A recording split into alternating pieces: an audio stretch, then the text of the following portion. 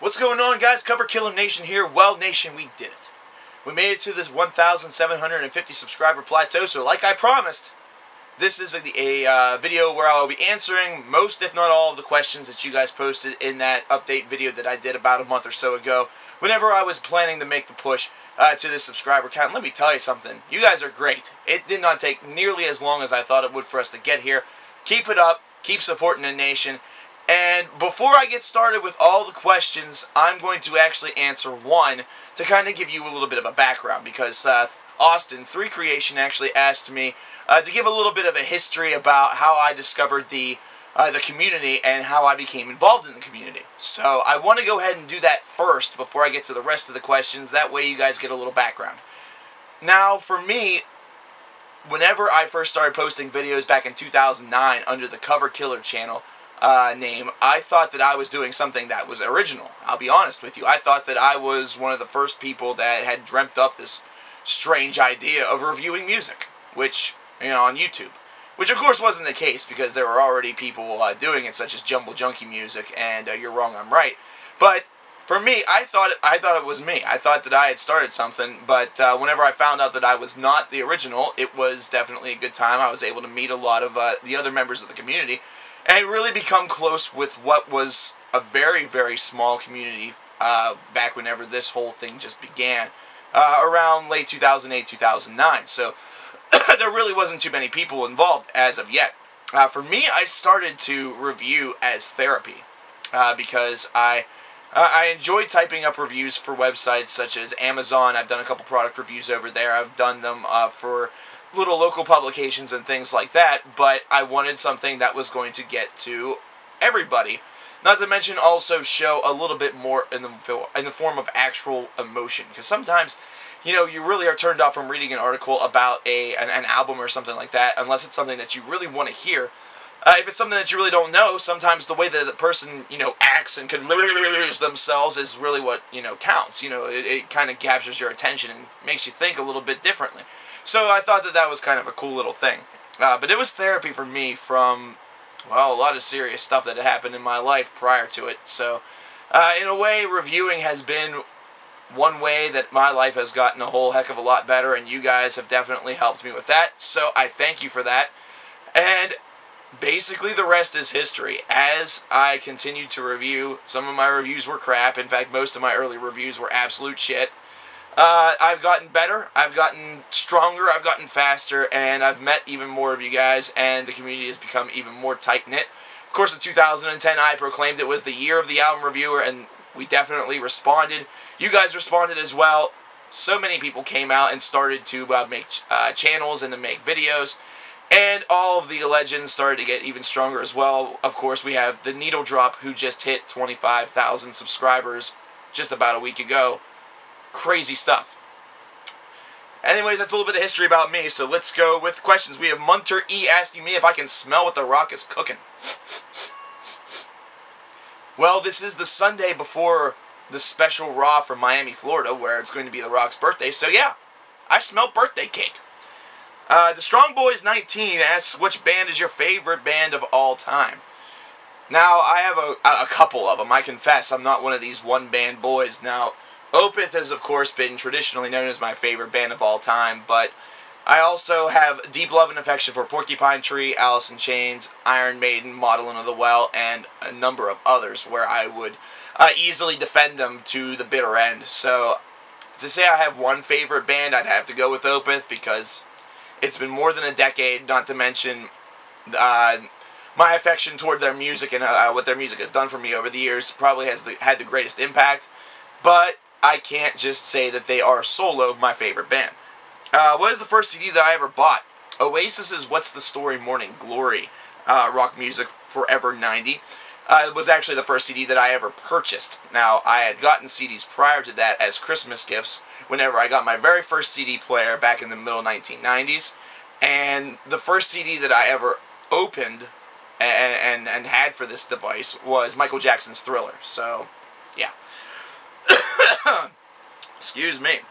Amusings BNL asks, what is the most embarrassing song to have playing when your phone goes off? Justin Bieber, probably Friday by Rebecca Black, since that's a ringtone now. Probably any country song for me, because that would make me a total and complete hypocrite. Yeah, and as a metal fan or as a rock music fan, anything by one of the bands that I have like really lambasted over the years, like A Day to Remember or Attack Attack, things like that. It's something that I have clearly, beat over the head with a stick with my words over the past year and a half. That'd be really embarrassing. It would make me look like a hypocrite, make me look like a real asshole, and destroy my credibility. Stormhail999, what was the first black metal album that you ever bought? And that was actually Prometheus, The Discipline of Fire and Demise by Emperor. Excellent, excellent work, and still remains to be one of my favorite discs to this day, just simply because it was so different. And, that's the one thing that Emperor always was, even within that black metal community. They were very different. They were very creative. It's the reason why I really love Emperor. Next one we have, which bands, genres do you hate the most, or do you have an appreciation for all music? Marching Metal 94 asks. And I will be honest with you, I do have an appreciation for all forms of music. I think the real catch is the fact that some certain genres seem to get a certain push or a certain popularity binge based around the wrong reasons. And I'm not saying that, being a kid and liking a particular group or a particular genre of music is a bad thing. It just seems like a lot of people are just...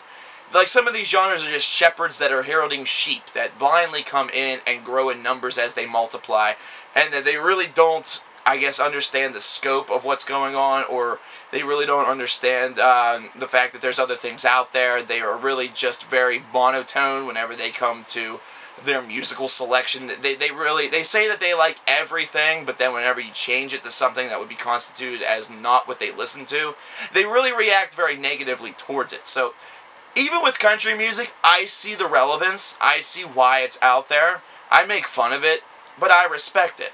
Especially the forefathers of country music. There's a lot of forefathers out there that have done a lot and are just traditionally seen as excellent songwriters, which I agree with. Mr. Slatonist asks me, what got you into black metal?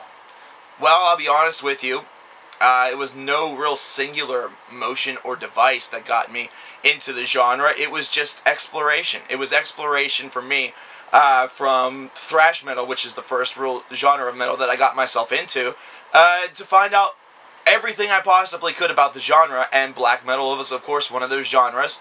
And first CD that I got, as I mentioned previously, was that Emperor disc, and ever since then, I just wanted to hear more of it. There are times where I thought to myself, well, black metal might not really be for me, but that has really changed. It's simply one of those genres that sometimes hits you at different times, and last year was one of those times. Really good year for black metal in 2010. What is your ultimate festival lineup? St. Jimmy and Company asks, and wow, that's really putting me on the spot. I'd have to think about that and give you a huge list, but I can tell you that there are a couple bands that I would want on there. Opeth and Porcupine Tree for sure. I would love if we could go into a time machine and have Alice in Chains with Lane Staley. Iron Maiden, Megadeth. I might as well throw in Metallica, but I'm talking like 80s era Metallica if we're doing the whole time machine idea. Enslaved, Modeling of the Well, Arcturus, Ulver, Old Dimmu Borgir, Emperor, Immortal. I mean, there's a lot of different bands that you could throw on there, including Death. It's a really loaded question. I'd have to sit down and draw it up, and it would be massive. It would be ridiculous. It'd be the best festival in history. What song should we all listen to right now? Asks 4444. It's 44's HD. Reject Existence, not to mention the entire Under Saturn Retrograde album by Forgotten Tomb. Fantastic release. And I'm also kind of getting big on Edge of the Earth by Silosis. I may be reviewing that soon. So, kind of came to me late, but I'm liking what I'm hearing so far. I got about halfway through and it was blowing me away. Anyways, not a question, but oh, that was 3 creations. I already took care of that. What favorite band is your guilty pleasure? Asks Halo Man 777. Foo Fighters probably would be one of them, but then again, I'm a big alternative guy, so I really don't consider that to be a huge guilty pleasure, because then you'd have to also throw in Alice in Chains and stuff like that. I would say, to really answer that question, John Mayer, Joe Bonamassa for the blues, and Scooter for like trance and techno music. Love that stuff. Love it. I don't know why. It's just something that I really love it, and I really get it. And for rap, T.I. I love T.I. I do not know why I love T.I. I would seem like a guy that would hate T.I., but I love it. Especially the album King. The album King is one of my favorite rap releases of the 2000s era. So, there you go. Most expensive CD that I bought, asks Chicken420. I'll be honest with you, man. I would love to answer this question for you, but I don't know. I honestly don't know. I'm going to guess that it was the Fragile Double Disc that I got way back whenever I was in high school, but I really don't know. I couldn't tell you. I don't have any story about, oh, I had to, I was on eBay and I ended up getting this $60 album or something. I don't have a story like that, sadly, so, sorry. Do you own any albums from the band Electric Wizard, asks 666 Super Rockstar? Yes, I do. I actually own Black Masses. I got it back in January whenever it was released here in the States. I'm looking to get more of their material as I can order it. Mr. Self-Destruct 23 asks, what's the first concert that you ever attended? Here's a funny story. First concert I ever attended was the Shirelles whenever I was in the 4th grade with my parents. And the lady that actually introduced them on stage used to be a disc jockey on the oldie station that my parents loved. It was a really good show. I have a respect for oldies. And she is now doing traffic for a sports radio talk show, so the mighty have really fallen. First metal show that I can remember was Iron Maiden, Motorhead, and, god damn it, Dio. How could I forget Dio? Jesus Christ. Yeah, Iron Maiden, Dio, and Motorhead, and that was back in, I think, like 2001. This was a while ago, so it was a good first concert. Now we have some discussions. Any good death metal? That was all answered. What's your favorite troll hate comment that you have gotten? It was definitely the guy who wished death on my cancer. And what I will do for you guys, I'm not going to read it on here because I've read it 1,000 times on Blog TV and stuff. I'm going to leave a link in the description box to that video. And it's the #1 comment, so you can see it plain as fucking day. So check that out, and you're going to love it. If you could have any girl in the music world all to yourself, who would she be and why? Asked Mr. Cannibal Spork. It's a great question. I'll just have all of them. Just give me all of them, and I will make them all so happy that they could probably... They would sing an epic album about... Yeah. Here's one that I will throw out just kind of as a random guilty pleasure type thing. Mariah Carey. For some strange reason, for the longest time, I've always thought that she was really hot. So, yeah. When are you going to do... Oh, boy. Base bait. Not even going to read the rest of the question because I know what it's all about. Those of you who decide to harass me about reviewing something to the point where you do it over and over and over again, no matter where you see me, that's just going to make me not want to do it. So, just a little FYI, that's going to make me not want to do it. If I'm going to do it, I will eventually do it in my time. Open song that bores you, asks Flip Flip. Or Philip Flip. Philip, I don't know. There's not really one that bores me. I'll be honest with you. I enjoy each of them for one reason or another. There's some that I don't like as much. Some of the early work sometimes can get a little bit monotonous and repetitious, but I still like it because it's just good music. Like, the construction of it is very well done, and there's not really one that bores me all that much. But good question. Who are your favorite metal musicians? Bassist, guitarist, drummer, vocals? Gotta love Bobby Blitz Ellsworth. Bruce Dickinson. Gotta love Steve Harris, KK Downing. Chuck from Death, of course. Gene Hogan. Steve DiGiorno. It goes on and on. I do like Kirk Hammett. I'm sorry. I do. That's why I was so insulted by Saint Anger. Dave Mustaine. Love Dave Mustaine. Icedale from Enslaved. God, mother. Eson. I could go on. What do you think about the fact that there's like 100 metal genres? Personally, I think this is getting silly. Metal Obsession 94. I do too. But every journalist wants to have that moment where they coin that phrase, and they think that they will be known forever because of that, and they will live on through the name in which they invented and spawned for a specific genre of music.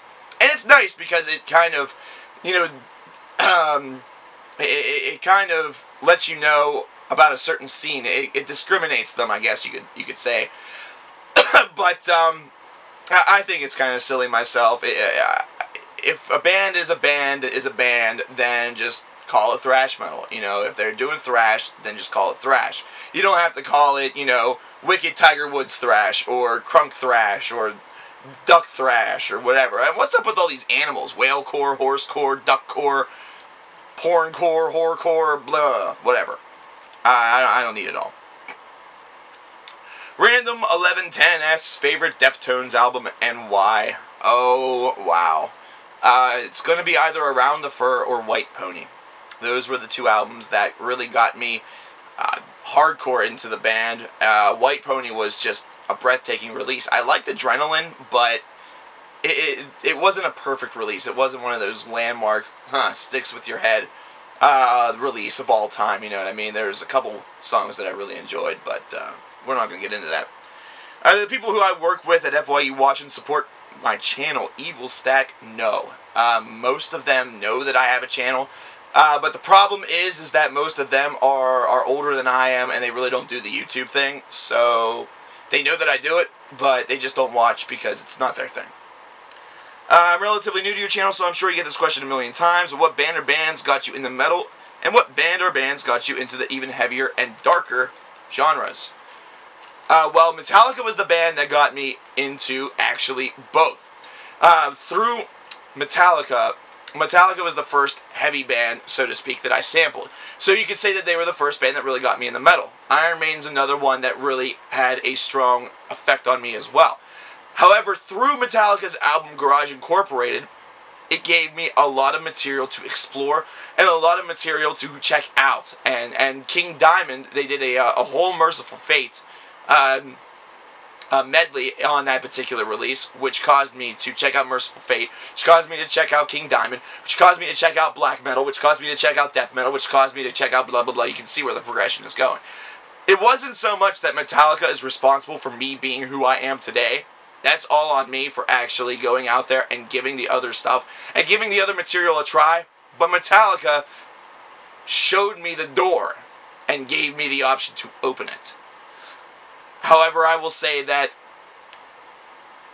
you're the one that's the most responsible for your metal journey, and what you get from it is what you're willing to explore, what you're willing to check out, what bands you decide to give a try. Never stop trying new music. Even if it sucks, you at least tried it. Even if it's balls, it's something that you still experienced. And you can make a video about it telling people how bad it sucks, like I do. Well, thank you guys. Thank you for the 1,750 subscribers. And thank you for all of your questions. I'm sure I'll be doing this again, probably way later down the line. But with the way that we're going with subscribers, we might get there sooner than we think. So I will see you guys with the next album review. Thank you again, and have a good one.